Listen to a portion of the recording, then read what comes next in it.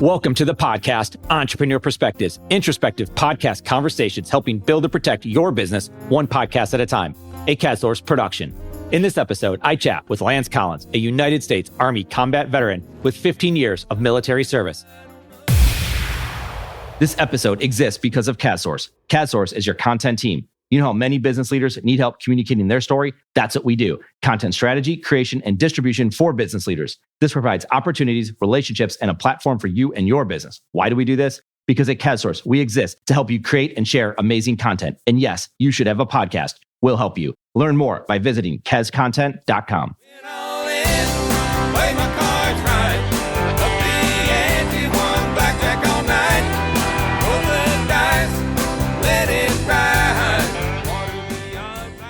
Lance is a leader at Pinnacle Bank, where he's a financial advisor and area manager, overseeing a team of advisors specializing in wealth management and financial planning.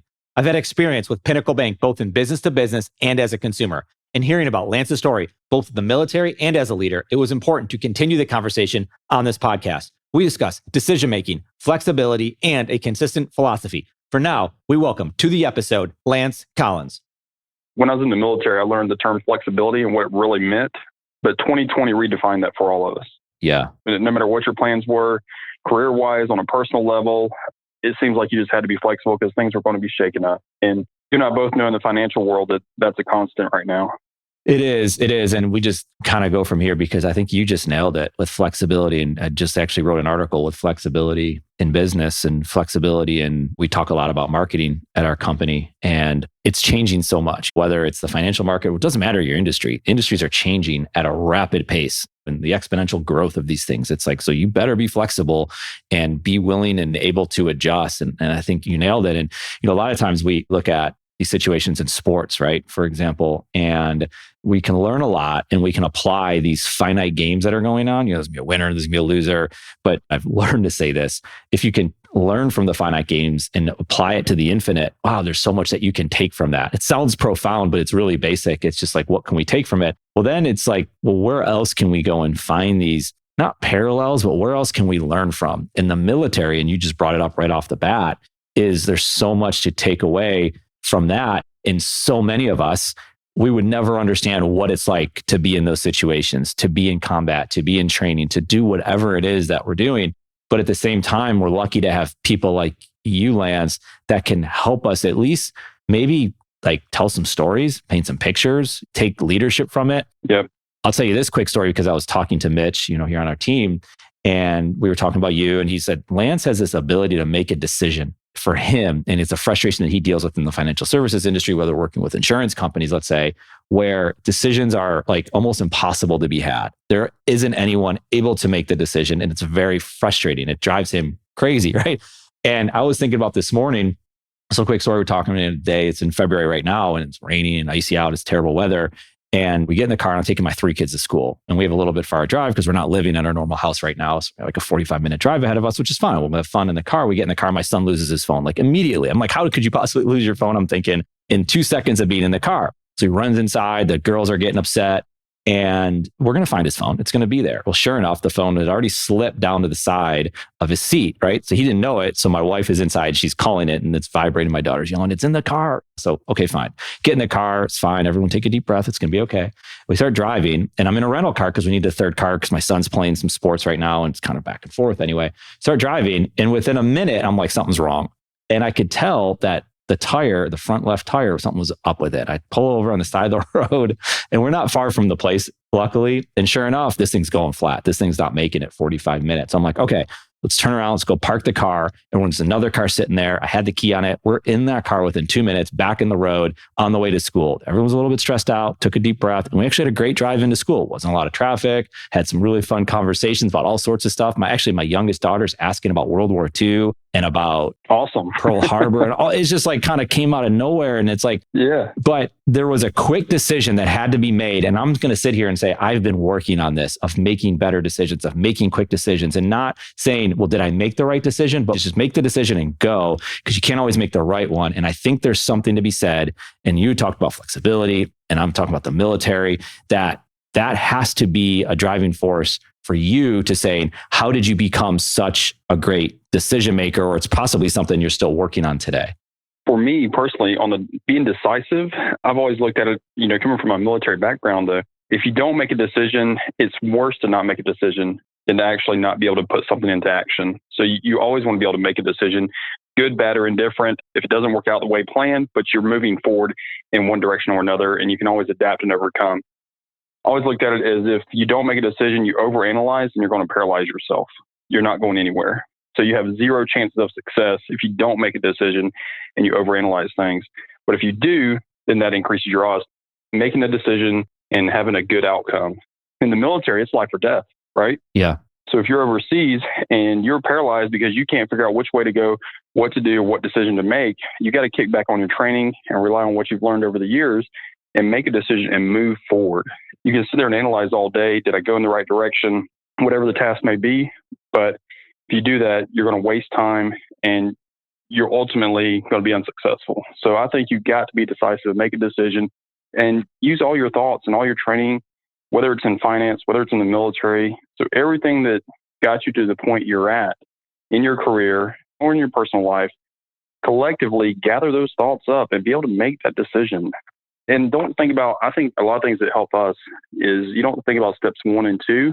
When you're making those decisions, think about steps 3, 4, and 5. So what are the other variables that are going to come in on this, and how's this going to impact things down the road? Not immediately, but are you planting a seed for something to grow if it's business, or are you going to hedge against something down the road? So think about steps 3, 4, and 5, not just what's in front of you when you're making these decisions, and move forward.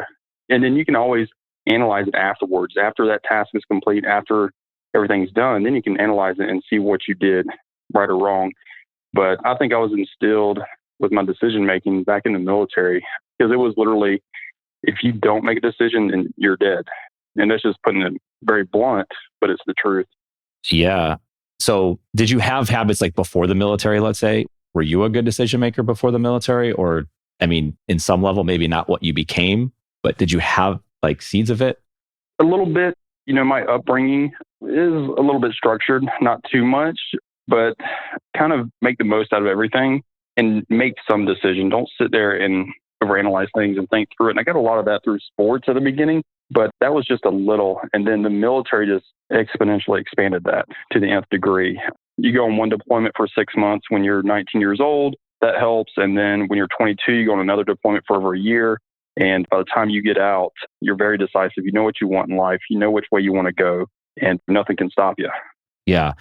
The information that you're talking about, because you can't possibly have all the information, right? You can get as much information. You obviously see this in the military. We could look at the most basic level, right? Like you want to buy something on Amazon. Well, now we have Amazon reviews. There's information, and then you can go read reviews in other places. So we're talking about a very basic decision in that context. But how do you grab your information and go? Because you'll see people, like you said before, get paralyzed by reading too many reviews, reading about whatever that decision is. That's, again, a very basic example, but it's something that people deal with on a daily basis. And I think it's a way perhaps to help with your habits. Like I've seen it before, like when people are debating what flavor of gum to buy when they're sitting at the checkout line. Just pick one and go, and just be okay with that decision. And if you didn't like it, well, the next time you go there, to get a different one, as opposed to debating which one should they buy, because you're instilling that habit, and you just got to continue to work on it, because I do believe it is a habit, and just saying, make the decision and go with it. Information though, in the military, like you said before, and looking out at the landscape of where things are and where things aren't, and people that are possibly there, at what point in the military is it okay to proceed forward? Like, how do you decide when you have enough information to say, let's go? Well, you never have enough information in the military, right? And half the time when you do get intelligence, it's outdated. So you've got to be trained in what you're doing and know it well. So I think you just analyze what you have at a given moment. And I always started out with my guys in the military and always said, look, you may not be able to make the big decision right now, but make some really good small decisions. And that'll ultimately lead up to a better response. So you want to sit there and you got this big plan and you want to take this subjective. Well, how are you going to do that? Well, there's a lot of small decisions that got to be made before that. So in doing that, you're making these small decisions and you're making it to a point to where, hey, look, you know what? Our success is going to be inevitable if we proceed down this path, because we position ourselves through these small decisions and being decisive and getting from point A to point B. The overall picture will be successful with that. that was one of my big things is you may not be able to make that big decision right now, but make some small ones and make them to the best of your ability, given the information that you have. And ultimately, that's going to lead to a bigger decision. And you're going to position yourself more successfully that way. The decision making, I'm sure there's a lot of factors involved, but from what I understand, you worked yourself up through the ranks. And like, tell us a little bit about like joining the military, what branch of the military you were in, where you were stationed, and all that. Yeah, I joined the military at 17. I knew I was not going to college. I said, hey, let me go do something fun that I can't do out here in the real world. So I raised my hand, said, hey, I want to go jump out of planes. Went through training at Fort Benning and got to Fort Bragg. And really, it was just a young man full of energy, wanting to go have fun. And looking back now, it was the best decision I've ever made in my life. It really set me up for success, instilled ambition, integrity. I had integrity, but it really made me focus on that. That's one thing I've carried over to the financial world. In finance, you got people that are in sales roles. And the fact that they're in sales roles, sometimes they're going to tell the client what they want to hear, right? Mm-hmm. Well, if I'm telling those clients exactly the same thing from one to the next, and I'm really just providing solutions for their needs, I'm not selling a thing. It's selling itself. And I don't have to remember what I told client A versus client B. That's helped tremendously. So being a young man, being in the military really catapulted me into, I would say, a growth mindset, if you will. Okay. So you're in Fort Bragg. After Fort Bragg, from what I understand, you were in Afghanistan. What year were you there? I was in Iraq. Iraq. Okay. I was in Iraq. Yep. We got there in early 2003. Okay. When the war kicked off in Iraq. Okay. We spent some time in basically all of Baghdad. My entire year 2003 was in Baghdad. Okay. So September 11th, where were you then? September 11th, I was at Fort Bragg. We had just jumped in at Fort Bragg for training, and we'd been in the field for about a week. And they have what's called a mount city, so, a fake city, and we're going to attack it early in the morning, do our thing, and just go through a few scenarios. And the commander comes over and says, guys, lock and clear your weapons, listen to this, turns on the radio. And he basically said, hey, we're going to war. And so I was 20 years old then. So we're drawing parachutes, ammunition, grenades, and all that stuff. And we watched it unfold from there. Okay. So in 2003, so 2 years later, you were in Baghdad or you were in Iraq? Yeah. Yeah. So we got the call December 26th of 2002. Okay. And basically wheels up and we're headed somewhere. And of course, we didn't know where until we got on the bird. Till you got there. Yeah. When you go in the military, what's the expectation do you have? Like, you want to have fun, or is it something like where you're not even really thinking that far ahead at that point? Like, you just know you want to be in the military. And obviously no one could have expected what was going to happen September 11th, 2001. But here you are, like in the thick of it. You're right there. Mm-hmm. You have the ambition when you sign up and you got the goals and you see everything and you see all the Hollywood stuff, right? So that's really not how it is. But once you get there, you're so submerged in, this is basic training, so this is elementary stuff. And you're so submerged in your training and your physical fitness, lack of sleep. You're not thinking about anything except getting from one day to the next. And so once you achieve that, and so for me, and going to jump school and get my jump wings and off to Fort Bragg I go, and then it's like the real job, right? Yep. So you go through all the training for weeks on end, a few months, then you get stationed at your permanent duty station. And that's where the real intense training goes. When you're in basic training, what they're doing there is they're just teaching you how to be a soldier. But you really perfect your skills once you get stationed at your permanent duty station. Is it a situation to where you just talked about you're not worried so far about the future? You're in the present moment because you're just trying to figure out to go one day to the next, right? How do you keep on going? And there's so much of just right now, right? We're dealing with a pandemic. You're dealing with an ice storm and you're dealing with business and family and everything else that's going on. Everyone's got battles and struggles, and it could be mental health, it could be physical health, it could just be your day-to-day stuff that's going on. And that allows you, because if you get so far lost in perhaps maybe the outcome or what's going to happen next or this far away future, that could almost paralyze you in the moment. And that's when someone could lose it, right? That they maybe freak out, or like in the military, right? They can't keep going. They have to, I don't know, like, is that what you saw taking place today? If I can just focus on what I got to do right now, then everything else will take care of itself. Not necessarily everything will take care of itself, but yeah, focus on what you can control and make the best decision you can at that given moment. Okay. Because ultimately, a lot of things are out of your control. So focus on what you can do and make those decisions that you can. But a lot of it is your mindset, is that growth mindset. Can I accomplish this? Can I overachieve it? Man, that's half the battle right there. That's in military and that's in business as well. Yeah. And, you go with that mentality, it can be done. Why can't it be me? If you keep that and maintain that, you're going to be successful. Did you ever feel like it was getting away from you, like that mindset, right? Because it's one thing to have it, but it's another thing to like experience, perhaps, like you said, jumping out of a plane or all of a sudden arriving in Baghdad and seeing what's going on around you. Were there moments, or were you so locked in that your mind couldn't go there because it was so strong that it wouldn't? Or did you have those moments in the middle of the night and it's late? Or did you hear stories of people that have these things that you've been trained for this and you've been there, but here all of a sudden it doesn't take much for a little doubt perhaps to creep in? How did that feel for you? So yeah, I experienced that quite a bit, but I distinctly remember being overseas and my only goal for that day, of course I was going to have missions come down the pipe, but my only goal, my primary goal for that day was just to stay alive. That's all I want to do. I want to stay alive today. I want to make it from this day to the next and keep going. And towards the end of 2003, when a lot more stuff started kicking back off over in Iraq and in Baghdad, you started to see that. So I just want to stay alive today, make it to the next day. And then when you got buddies to your left and right that you lose. So there's also a thing inside of you, a sense of obligation, right? So, hey, look, my friends aren't coming home from this war. So I'm going to come home. I'm going to make something of myself. I'm going to go out there and I'm going to achieve. I'm going to set some goals. The sky's the limit. If it can be done, why not me? I have friends that died at an early age. They don't have this opportunity. So let's go. Let's make it happen. That carries you through a lot of it. But yeah, there were some days where if your only goal is to stay alive, man, that's pretty raw. Yeah. That's getting to the core of it. Yeah. I mean, this mindset that you have, I mean, just to have the opportunity to chat with someone like yourself and hear these stories about in the military and talking about some of the most trying times in our country's history. And there you were in the middle of it. I mean, first of all, just having the opportunity to chat with you about it is an honor. And just having the ability to say thank you for your service and everything that you've done, because this allows for the opportunity to even have a conversation like this in the first place, right? Yeah, so thank you. I appreciate that. Absolutely.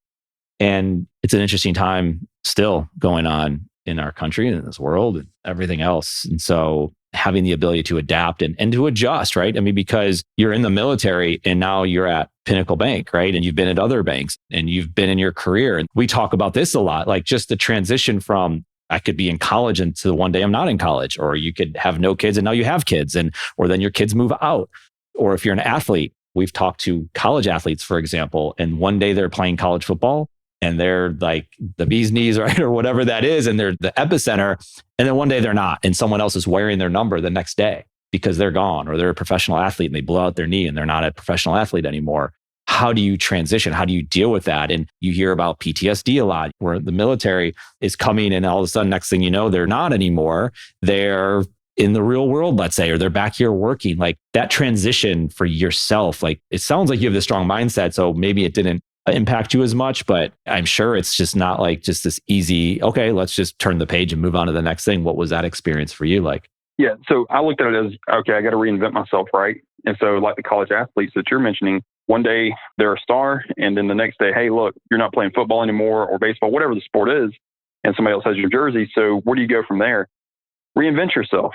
You got to enjoy that chapter while it lasted, and then you're going to have to move on. But I think one of the key things to doing that is those skills that you picked up in that experience, whether it was the military, whether it was college sports, carry those skills with you.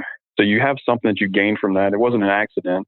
It happened for a reason. So use those skills and move on to the next chapter in your life. What's your goals? I think you've got to be goal oriented. For me personally, I believe I do. I have to be goal oriented to keep going. So if I'm sitting still, whether it's in business, personal life, I'm sitting still, then nothing's happening. So you have to keep moving. And that helps me with that growth mindset. That helps me to keep the ambition going, to live life.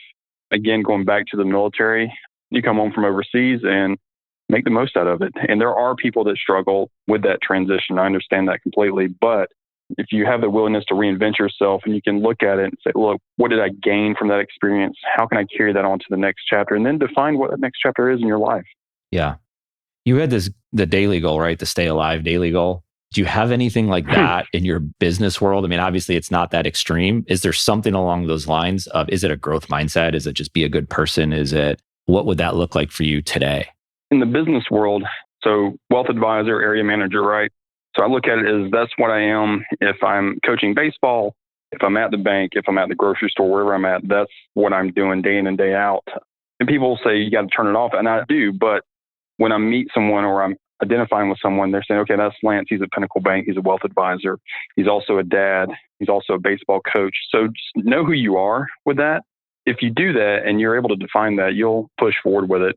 I know on the business front that if day in and day out, if you have the same story to tell to your clients and you keep that integrity, like I was saying earlier, if you keep that integrity, you don't have to worry about what you told client A versus client B. I think that takes a lot of weight off of people's shoulders. You know, a lot of salespeople, they'll keep a lot of notes, they'll jot down a lot of things, but given the same story day in and day out and how you operate and knowing your business, that's key. If you know your business and you know the industry, you know, information's at our fingertips right now. Mm-hmm. You know who you are and you're able to change and be flexible and make those decisions, it'll set you up for success. Yeah, there's a consistency in that, right? I mean, we see it clearly in marketing. If we have a podcast, right, I have this discussion with you and someone hears it and they want to learn more. So they go read a blog post and then they talk to someone on my team or our team and then they talk to me.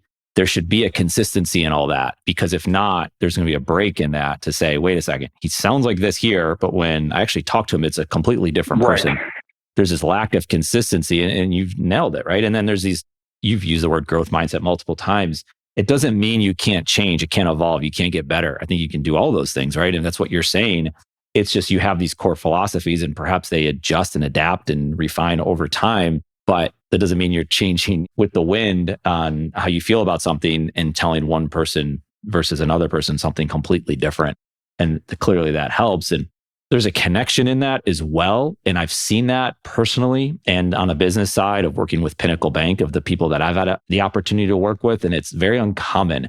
That's a word that we've talked about quite a bit, uncommon. We had Tim Kite on the podcast and he worked with the Ohio State football team and Urban Meyer. And they talked about talent. Talent's a gift, uncommon's a choice. And how are you going to be uncommon? How are you going to maybe stand out from something that's so different? And in the banking industry or planning industry is clearly there's a lot of similar and uncertainty and like, where do I go with this? And there's a lot of products, bells and whistles. And we see that all the time. Those are great. And it's important, right? Because at the end of the day, business is business. And if I need a rate or a plan, like it needs to be somewhat competitive, right? It's not going to work out if it's not competitive. But assuming all of that is going to be there, there has to be this connectivity to it.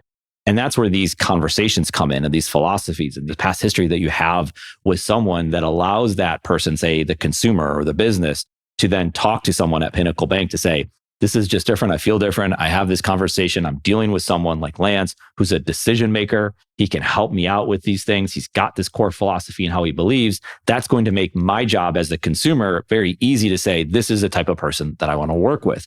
Is this, I mean, clearly you're living this all on purpose.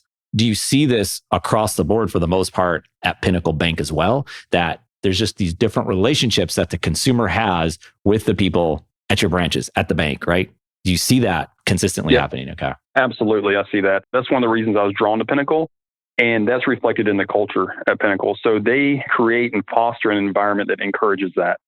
With the culture at Pinnacle, it's different than other banks. A lot of people say, and I said it earlier, bank's a bank's a bank. Well, how do you differentiate yourself? It's how those consumers, how those customers feel when they walk away.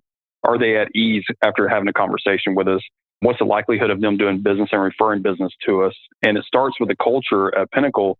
And with that being said, it's the same throughout. It's not just in the triad in North Carolina, it's South Carolina, it's Nashville, it's Tennessee, it's throughout the footprint of the bank. And when you have leadership that encourages that culture, it's hard to go against.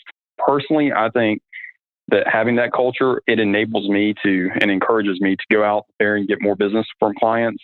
Clients can see it on your face whenever you're talking to them, if you're at ease, if you're happy, if you're content there, and it's reflected throughout the conversation that you have with them. And Pinnacle, right now, we've won, I can't tell you the number, I don't know it, I just saw the email, extreme amount of awards for millennials working there, for overall happiness with the employees and the associates. It's a different mindset. The culture there is key, and they will bring on someone that fits the culture before they'll bring on, say, a top producer, because you can't change who somebody is, right? So they carry their set of values, their attributes. They carry that with them, and they can't change. You're not going to change who they are. That's inside of them. But what you can coach to is the performance and the production. So if they have the basic skill set there and they match it with the culture, then we'd look to bring them onto the team. But if someone doesn't fit the culture there, then it's a non-negotiable. They don't join the team, and they're probably better served elsewhere.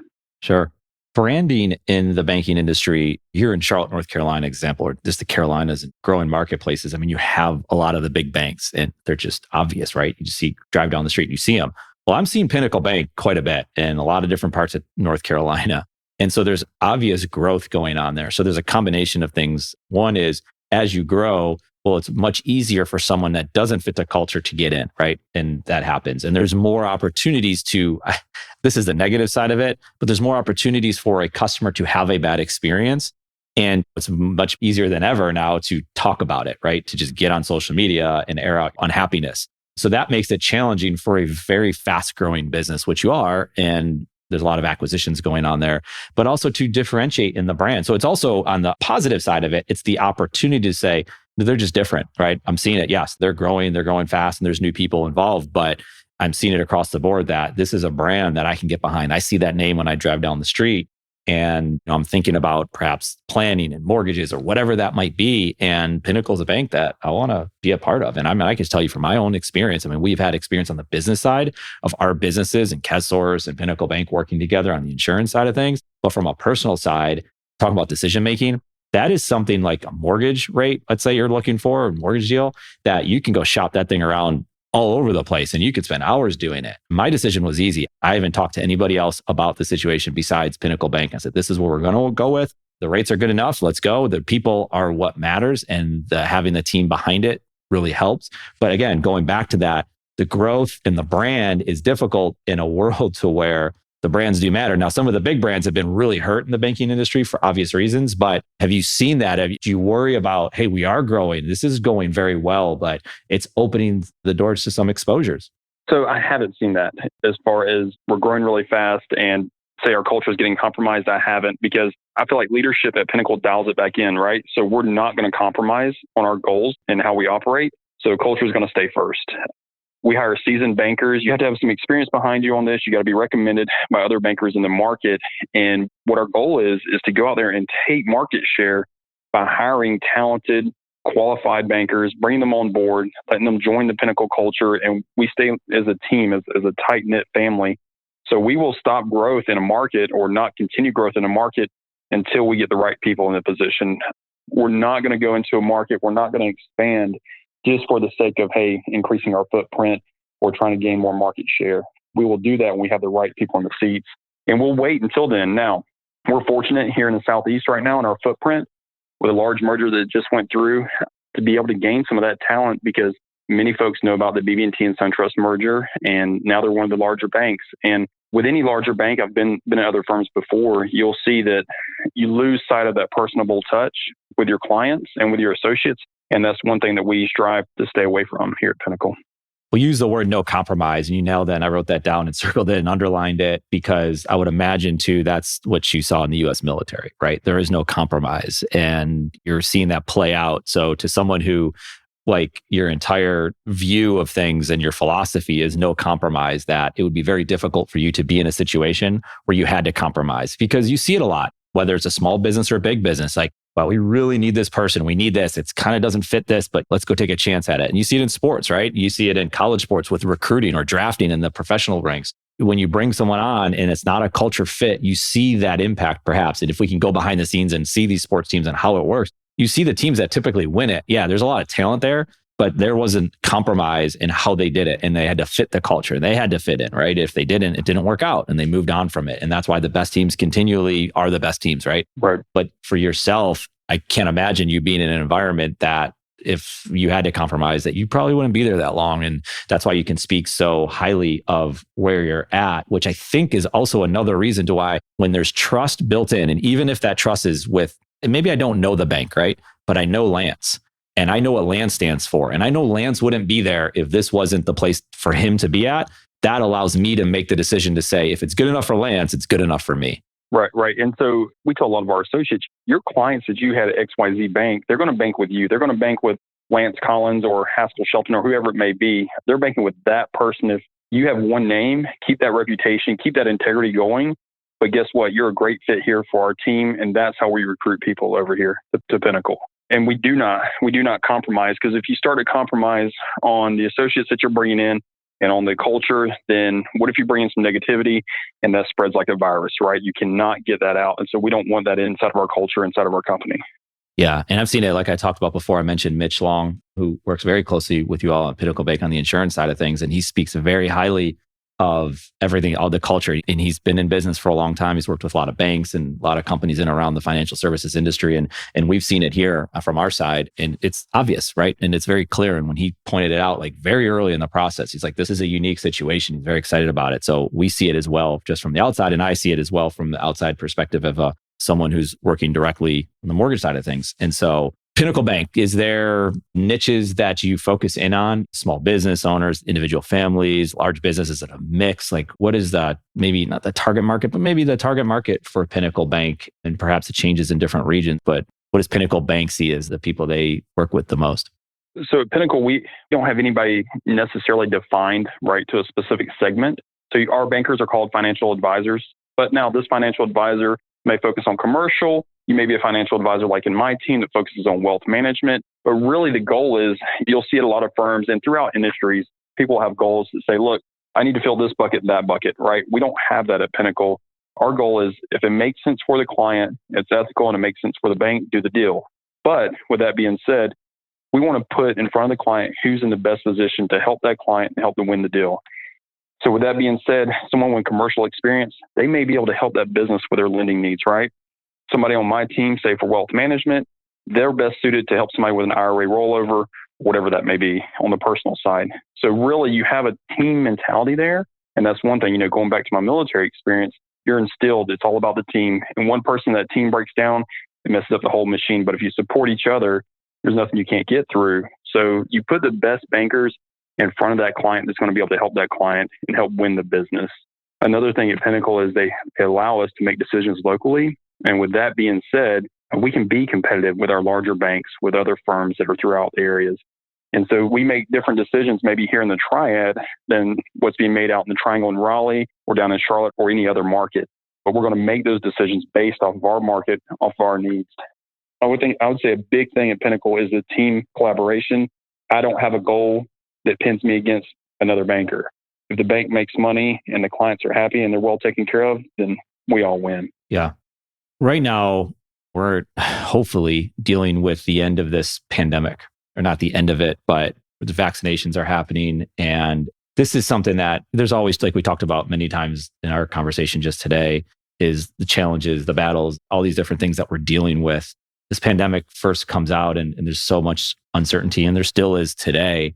How is Pinnacle Bank and yourself handling it all? How are you doing? How's everyone at Pinnacle Bank doing throughout this process? I know a lot of people are working remotely and you're having to adjust. And when you have maybe a small company or a large company, but definitely larger companies, it can be a struggle you got to get people up and running, and the customers still they need to know what's going on, and they're uneasy about things and they're dealing with their stuff. How are you, your family, and how's Pinnacle Bank doing through all this? My family and I, we're doing great. I got 3 young kids and they've all 3 had COVID. The youngest 2, they didn't skip a beat. My oldest, who's 12, she felt bad for a couple of days and she blew right through it. And I've had a lot of associates and on a personal level and a business level that have gotten it. And thankfully, nobody had anything detrimental happen to them because of COVID. And at Pinnacle and myself personally, we're very mindful of this and I respect people's decisions. So we go back to being flexible, right? So telling our associates, make the best decision that you can. I'm not going to sit there and tell one of my team members who may have a elderly parent living with them, for example, hey, you have to come in the office. You have to meet face-to-face with clients. No, we're not going to do that. We're all professionals. So we enable them to make their own decisions as far as that goes and be creative. Do a Zoom meeting if you have to, WebEx, whatever it may be, do a conference call, loop people in. If there's a client that has to meet with you and you're okay to do that, do it. But make sure you keep your mask on, maintain your distance, sanitize everything afterwards. So the big thing with the pandemic for us is to make sure that we're safe, first and foremost. And then right behind that, be flexible and then contact our clients, contact our associates, check on not just your clients, but also your team members too. Because one thing that's going on with this pandemic is mindset, right? I mean, you're locked in a house, you can't get out. For other reasons, maybe healthcare concerns or just the fear of the pandemic. So call and check in on each other. And we've been doing that with a lot of our clients, and we've been getting some pretty good responses from them, and as well as our associates, because when you have to shut down a branch because one person was exposed to COVID, that costs a lot of money. That sets you back a little bit. And so the primary goal, be safe. I would say the thing that's helped us the most is remaining flexible with our associates. Yeah. People don't care about, you can go find the rates, or you can go find this, or you can understand what the stock market's doing. It's not about that. It's about these stories and these connections and just relationships, man. It is. It was funny. Haskell was in Charlotte and he popped by, and it's kind of like you said. And he's like, hey, listen, if it's not comfortable for you, I won't come by, but I'll be there and we'll keep our distance and the whole thing. And I got a chance to meet him. It was really cool. And we were talking, he had made some posts on LinkedIn. I'd seen it. I was like, you know what's really cool about one of your posts that you did, and it was about sports cards. And it was just something that he's interested in. And there's something that, guess what? A lot of other people are interested in too. And that, being sports cards, could be the reason why someone would buy. Like, I just like talking to the guy. Yeah, I could talk to him about my financial portfolio, but I can also talk to him about my Ricky Henderson rookie card, whatever that is. And it's just interesting that it isn't about the bells and whistles. Those are the assumed things that are there. So I don't know. It's just, even for myself as a consumer on the other side of it, also on the marketing side, I'm fascinated by that. But on the consumer side of it, it's just like, yeah, I just want to talk to people. Yeah, real people too, and be genuine. And so when you find a connection like Haskell with sports cards or my military background, just be a genuine person. And I feel like that's what people want nowadays. Yeah. And that helps you market more than anything, being a real person and being able to connect. Yeah. I've always said, like, I always pictured, even growing up, like, there's the boardroom and there's 12 members of the board and they're all buttoned up and all this. But you know what it turns out? There are 12 individual people with all these unique interests. And when you start stacking these different interests together, man, you get this one person. Like, I didn't even know someone like you even existed, and they might be into gardening and they were in the military, and like, wow, like what kind of conversations could you have with that person if you have similar interests? We have this lawyer in town and he's in Waxhaw, and he's an encyclopedia for the history of Waxhaw.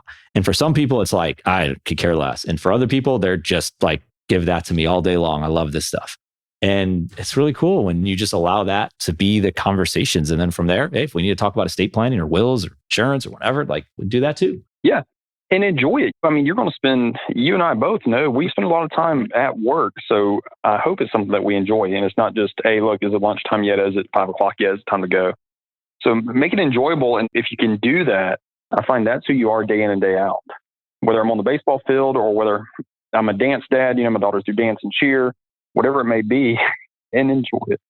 I'm there with you. No, that's it. Yeah, I've said it a few times. I really do. I'm so glad we got an opportunity to talk. I mean, this is the kind of stuff that whether my son listens to it today or down the road or never, I don't know, but we talk about these things, and to have these types of conversations, and to have people like you in his life, even if he never meets you, or in my daughter's. And he just came to mind of just some thoughts that he's trying out for track, and he goes out, he's never done track before. He's a soccer goalkeeper and he loves it. And it's like, he's got some nervous energy about it, and that's good. And he's admitting it, and he's being real about it and showing up and doing the best that you can. There's just things that are out there. And he talks about the military a lot. And then to have the stories and to hear these things like what you're talking about, I mean, that might never lead to business for Pinnacle Bank, but you know what? Like, you're doing the right thing. And that's more than anything else. And that's where I think, when I was saying before, like, it will take care of itself. And whether it take care of itself in a positive way or not, like somewhere down the road, like there may be some good stuff. And you know what? Maybe not. Maybe you've seen enough stuff that should never have happened, and this happened to a really good person. And there's that too, right? Sometimes you just can't explain it.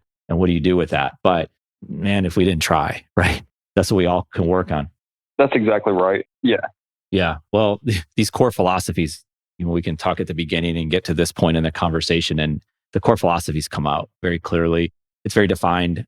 You know what you're about. You know what you're going to do next. You know what you're going to do today. You know, you're going to handle whatever gets thrown your way. And it's like I said before, like for myself, even selfishly speaking, to have a conversation like this, I mean, it helps me, and then it helps our team. And then if anyone can listen to this episode and they can take anything from it, I think there's a lot to take from it, just even in decision making, in what it's like to be at Pinnacle Bank or to work with Pinnacle Bank and to work with someone like yourself. And clearly, if they're going to be on your team, there's going to be no compromise of what that type of person would be, because you're there and the people that are around them, and you've brought this team. And I'm sure a lot of people on your team are going to have a consistency with how you talk about things. And so it's a big deal. It's a big deal. And we're looking for more of this. It's authentic, and it's through a lot of experience. And by no means, like you said, it's not perfection. We don't have all the information, but you make the best decision you can with the information that you have. And that's what we're all trying to do. And I know I'm trying to learn this as well. I just thank you for the opportunity to chat with you. And like I said before, thank you for your service. I mean, I could sit here for hours. I'm sure you have incredible stories and a lot of stories and sad stories from your time in the military. And I'm sure we'll continue this conversation. We welcome you to come on anytime you want to share some of those. But for now, Lance, thank you. And where can people learn more about Pinnacle Bank and yourself? Yeah, so for us, you can just go to our website. It's real simple. You go on the Pinnacle website, you can learn about us, learn about our team, and then reach out to any Pinnacle associate and they'll be able to tell the story. And you'll likely hear pretty much the same story that I've told over this conversation. Again, that's part of our culture. We don't budge. We don't compromise on that. So I encourage anyone to reach out to any Pinnacle associate and we'll be glad to help you. And then Eric, thank you so much for your partnership. The teamwork with Mitch, he aligns right with our culture at Pinnacle. It's a great fit from day one. We appreciate everything that you folks do. Yeah. Well, that's awesome. Well, thank you for the time. I hope you stay safe out there during this crazy weather and crazy time that we have. Likewise. We'll be in touch for sure. All right. Thanks, Eric. One of my favorite things about CADSource is the opportunity to chat with amazing business leaders and entrepreneurs. We hope you enjoyed the conversation. If you want to connect, you can find me on LinkedIn or visit us at cadsource.com. Thank you for listening to this CADSource production, Entrepreneur Perspectives, building and protecting your business one podcast at a time.